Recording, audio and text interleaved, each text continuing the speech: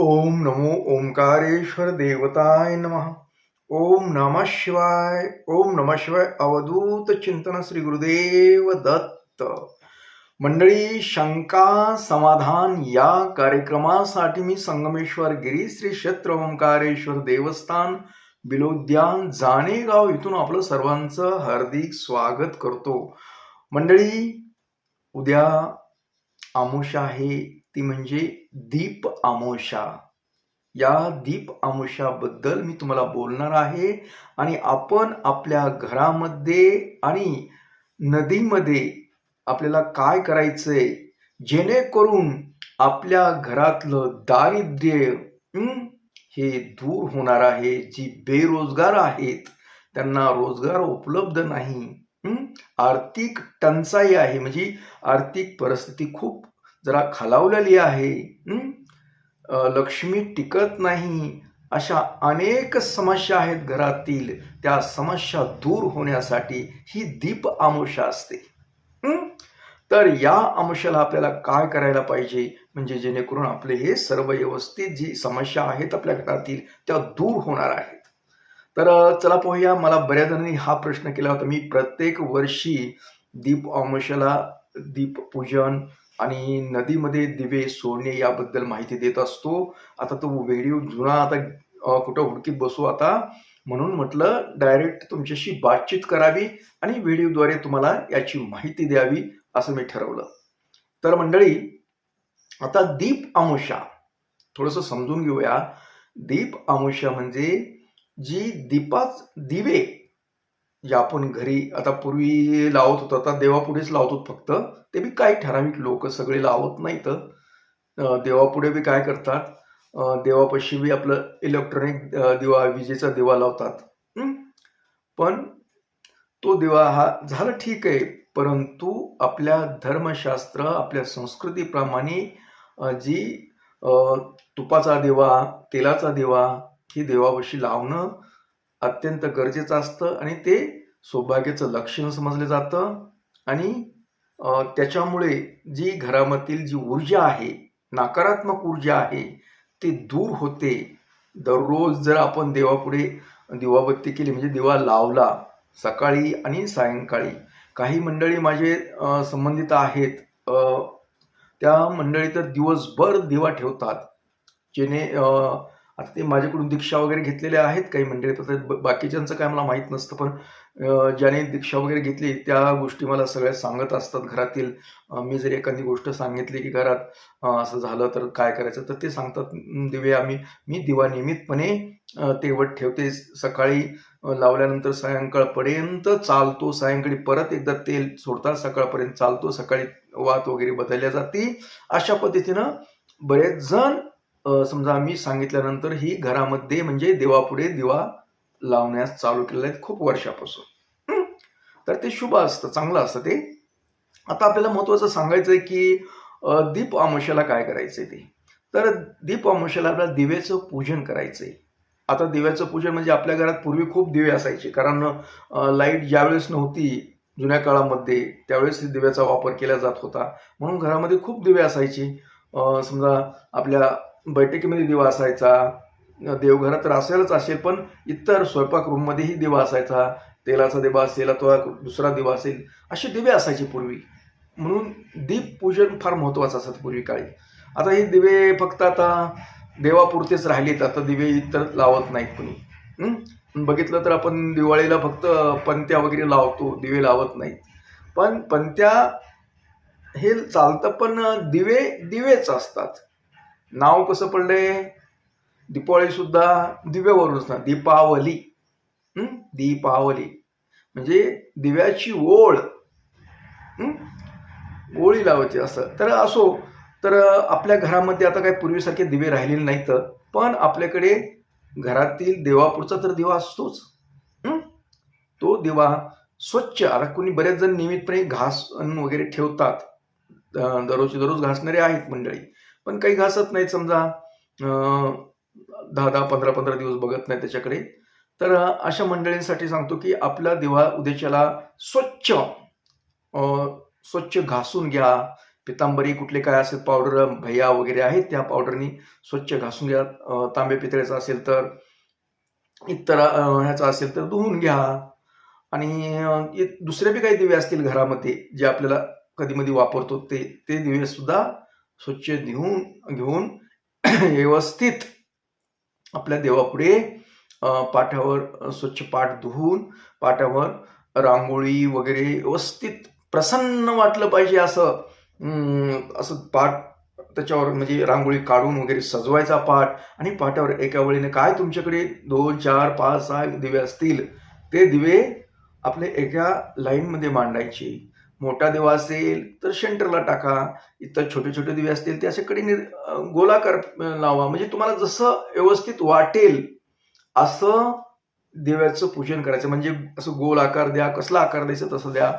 आता तुमच्याकडे दिवाळीसाठी समजा ती पंत्या वगैरे आणलेल्या असतात त्या चौकडून असं चौबाजून लावा आणि एक मधामध्ये सेंटरमध्ये दिवा ठेवा.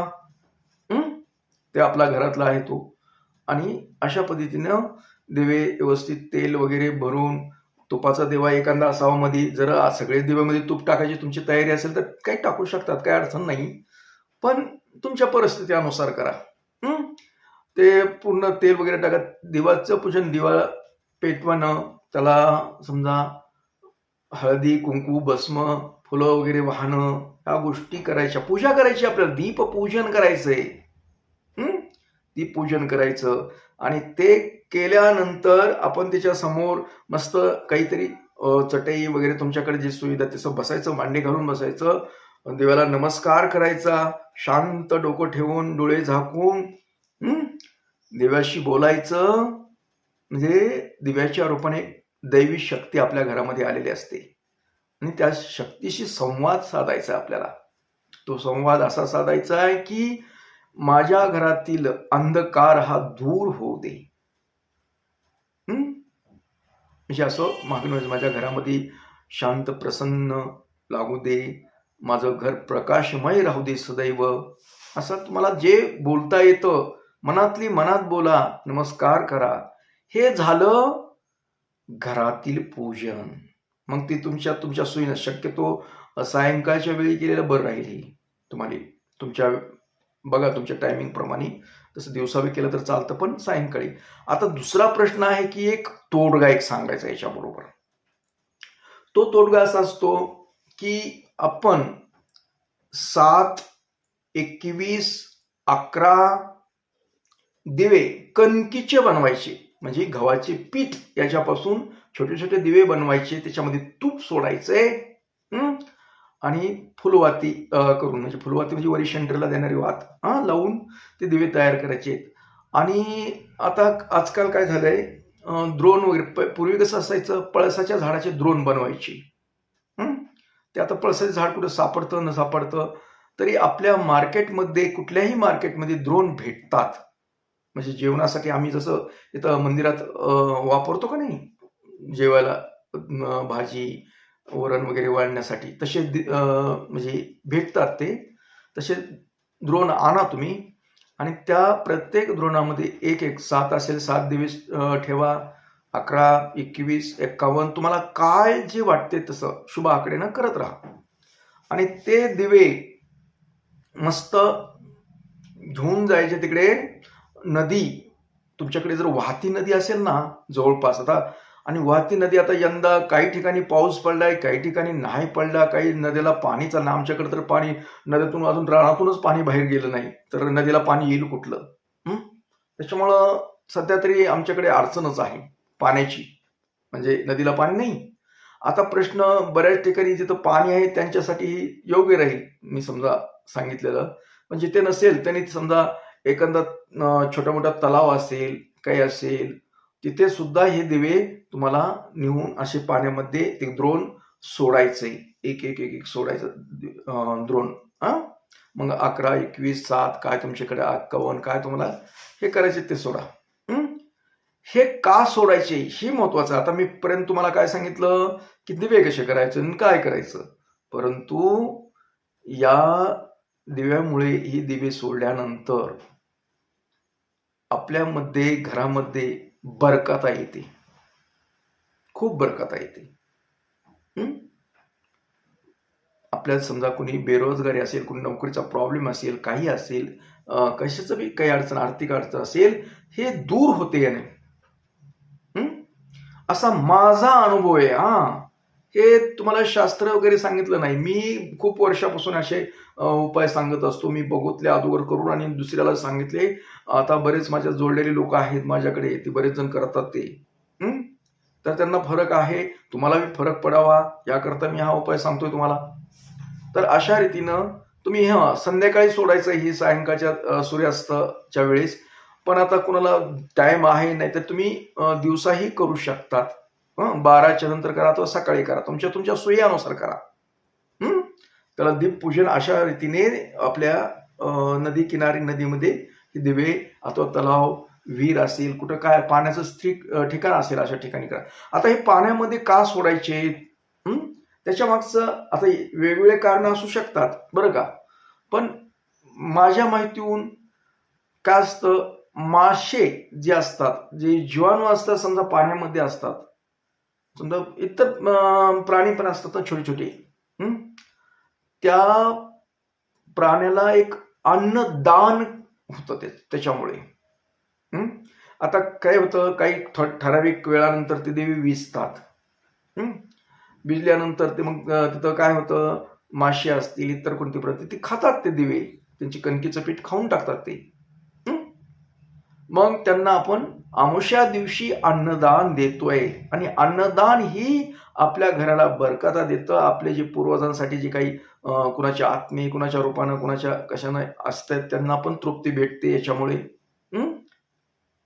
असं तर खरं तर नेमानं आपण अमावस्याला सुद्धा हे करू शकतो, दिवेस म्हणून नाही, पण आपण पीठ वगैरे टाकून असं कणकेचा गोळा वगैरे टाकू शकतो, छोटे छोटे गोळे करून माशाला खाऊ घातल्यानं हे आपल्या घरातील म्हणजे दारिद्र्यासाठी खूप चांगलं येते, घरामध्ये बरकता येते यासाठी. तर हे झालं, ही अशी पद्धत आहे. आता हे घरच्या देवाचं तर झालं, पण हे नदी किनाऱ्याचं सांगितलं तुम्हाला. आणि दुसरी गोष्ट म्हणजे दीप अमावस्याच म्हणू नये, तर अमावस्याला दान, अन्नदान करणं.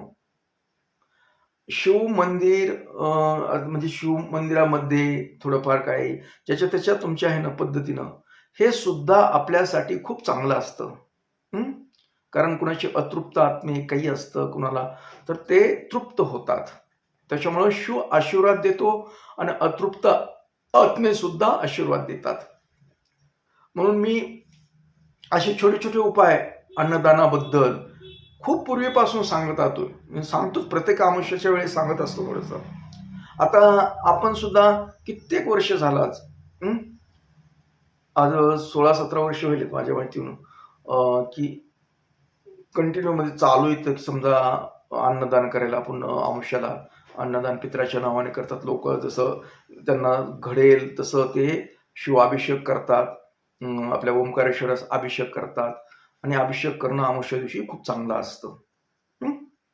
आणि अभिषेक करून आपल्या पित्राच्या नावानं काय दानधर्म अन्नदानासाठी अशी दक्षिणा देतात. असे नियमितपणे खूप वर्षापासून नियमितपणे न विसरता ज्यांना जसं घडण तसं दक्षिणा आपल्याकडे पाठवतात. खूप जोडलेली मंडळी आहे, त्यांना असं काही नसतं. आणि मी तुम्हाला सांगतो की दान धर्मासाठी असा काही आकडा वगैरे कुठं नसतो बरं का. आता लोक ते आकडा एवढंच पाहिजे तेवढंच, हे नसतं तसं काही. आपण 1 रुपया जरी दान अन्नदानासाठी तो दान धर्म केला तरी मोठाच असतो तो. जसं आपल्या हैशियतीप्रमाणे केलेलं हे चांगलं असतं. कारण कुणाचा मन दुखून अथवा त्याच्याकडून मन दुखून दान करणं ही सुद्धा चुकीची गोष्ट आहे. आणि मी एकच ठरवलं, फार पूर्वी डोक्यात आलं होतं, की सर्वसामान्य माणसाला, अत्यंत गरिबीतल्या माणसाला सुद्धा दान धर्म करता आला पाहिजे. त्याची इच्छा असते ना दान करायची तर करू द्या ना, मग त्यांना जसं घडन तसं करू द्या ना, त्याला करायला. मग सामूहिकरित्या ज्याच्यात थोडंसं जसं घडन तसं केल्यानंतर सगळ्यांनाच त्याचं मिळतं दान. कारण प्रत्येक वेळेस एकच माणूस एवढे काही जणांची परिस्थिती नसते काही तेवढी करण्याची. मग सगळ्यांचं थोडं थोडं करून असं दान धर्म, अन्नदान अशा गोष्टी आपण एक सुरुवातीला म्हणजे बऱ्याच वर्षापासून चालू केलं, ते आतापर्यंत टिकून आहे. जेणेकरून त्याचा उद्देशच काय, की सर्वसामान्य माणसाला दान करता यावं, अन्नदान करता यावं, हा उद्देश ठेवून आपण हे चालू केलेला प्रोजेक्ट आहे थोडक्यात. तर असो, तुम्हाला कळलं की दीप आमुषाला काय करायचं, दीपाची पूजा करायची, नदीमध्ये ठेवायचं, हे चांगल्यासाठी आहे, हे बी कळलं तुम्हाला. आता कळलं म्हणून काय करतो, आता आपल्याला बऱ्याच काही गोष्टी सांगायच्या. श्रावण महिन्यामध्ये खूप काही आपल्याला करायचंय. ज्यांना ज्यांना शिव दीक्षा घ्यायची असेल अजूनही, तरी श्रावण महिन्यामध्ये आपण देणारच आहोत. ज्यांनी घेतलेलं आहे त्यांनी उपासना त्यांना सांगितलेलीच आहे मी तुम्हाला. शिवोपासना करायला समजा आता जरी आता कुणी केली असेल तरी या श्रावण महिन्यापासून आपल्याला शिवोपासना करता येते. पूर्ण अख्खा महिना जरी झाला तरी आपल्या आरोग्याच्या दृष्टीनं खूप काही चांगलं आहे आणि इतर गोष्टीनं. आणि या महिन्यामध्ये उपासना करून, सगळ्यात महत्वाचं, उपासना करून सतत नामस्मरण, शिवाचं नामस्मरण करणं ही अत्यंत गरजेचं आहे. आपण काहीतरी करावं आणि श्रावण महिना, श्रावण महोत्सव आपण चांगल्या रीतीने साजरा करावा. कुणी नामस्मरण करा, कुणी शिवपुराण वाचावं, कुणी शिवलेला अमृताचं ग्रंथाचं पारायण करावं, अथवा इतर बरेचसे ग्रंथ आहेत त्याचं पारायण करावं घरच्या घरात. आणि जसं जमन तसं नामस्मरण ही करावं या अख्ख्या श्रावण महिन्यामध्ये. हे सूचना दिलं. तसं तर मी आता प्रत्येक वेळोवेळी मी सांगणारच आहे आता ही श्रावण महिना, आणि मी सुद्धा अख्खा महिना, श्रावण महिना हा पूर्ण उपवासाचाच असतो. एरवी उपवासाचा असतात, पण हा महिना मी पूर्ण धरत असतो. प्रत्येक वर्षी उपासना करत असतो. याही वर्षी मी आता उपासना चालू होती माझी गुरुवारपासून. आणि बघा ना किती चांगली गोष्ट आली, गुरुवारी श्रावण आरंभ होतोय. आणि पहिला सोमवार आणि पंचमी एका दिवशी येते. किती आनंदाची गोष्ट आहे. तर आपण ह्याच आनंदामध्ये सामील होऊया आणि श्रावण महिन्यामध्ये शिव उपासना सुरू करूया. तर आपल्याला काही याबद्दल काही सांगायचं असेल, काय असेल, तर माझा हा व्हॉट्सअप नंबर आहे खाली स्क्रीनवर दिलेला, त्या व्हॉट्सअप नंबरवर फोन करा. फोन बऱ्याच वेळेस लागत नाही, मेसेज करा. मला जसा वेळ भेटेल तसं तुम्हाला रिप्लाय देईन आणि काही कमी जास्त सांगेल. तर असो, आता आपला निरोप घेण्याची वेळ झालेली आहे. परत भेटणारच आहे पुढील कार्यक्रमात. तोपर्यंत मंडळी, ओम नमः शिवाय. जय हिंद, जय भारत. सुखी राहा आणि समाधानी राहा.